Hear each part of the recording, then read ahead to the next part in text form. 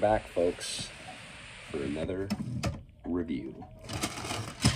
And we don't always agree with the pretentious Hollywood movie reviewers. Just like if you saw my review on Barbie, that movie was way too philosophical. I just wanted to go and have a good time. And instead, I had to think. And I didn't want to do that. So when you don't want to think, you go to the thrift shop and you buy a Disney VHS from the late 90s for 25 cents. And we are reviewing a movie that I probably haven't seen since I was 10 years old in theaters. 1997, Walt Disney presents Jungle to Jungle. I would say that the 90s was the last golden age, pardon me, I'm not well, the last golden age of original live-action movies out of Disney.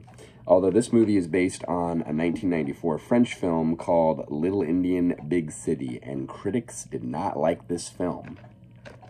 The director is a guy by the name of John Pasquin, who also directed Tim Allen in a couple of other movies, notably The Santa Claus, which is also another Walt Disney Productions classic.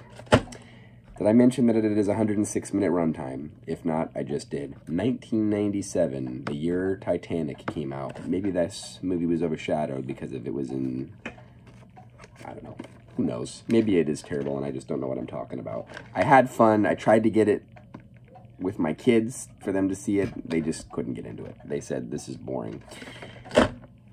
I love Martin Short. I like Tim Allen. Together, I enjoyed them.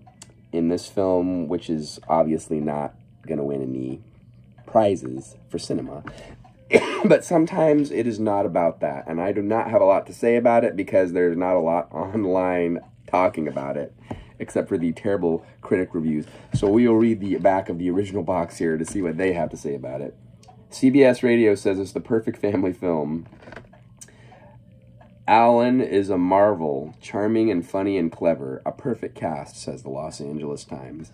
America's favorite entertainer, Tim Allen, is at it again as a commodities broker named Michael Cromwell, king of Wall Street jungle. With money and power and engaged to a beautiful fashion designer, he has it all. But then he travels to the Amazon to finalize the divorce from his first wife some 13 years later. He finds that he has a 13-year-old son who carries around a giant tarantula in a basket named Mimi Siku. Cultures clash, so on and so forth. So you get this kid deep in the Amazon rainforest. That's his whole life that he's used to. And then he meets his father for the first time. Come back to New York City. It's like Crocodile Dundee, except for not really, but kind of. Anyway, this movie had a $32 million budget. It grossed $56 million at the box office.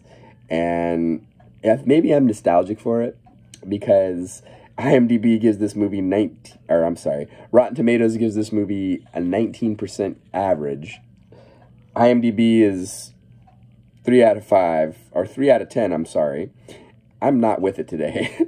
And Google users are 74%. So this is another one of the entries of polarizing movies. And I am 3 out of 5 on this film. It's not like the best movie, but it's better than the 19% and 3 out of 10. I'll tell you that right now. And it just brought me back all of the nostalgic vibes. It's rated PG, by the way. It did not capture the audience of a younger generation, unfortunately. But they are missing out because on the 4:3 aspect ratio in video cassette, with still security seal attached, I enjoyed it. And yes, I did rewind it after I was done watching it. So I enjoy the movies of Tim Allen, whether it's like Christmas with the Cranks, him and Jamie Lee Curtis, one of my wife's favorites.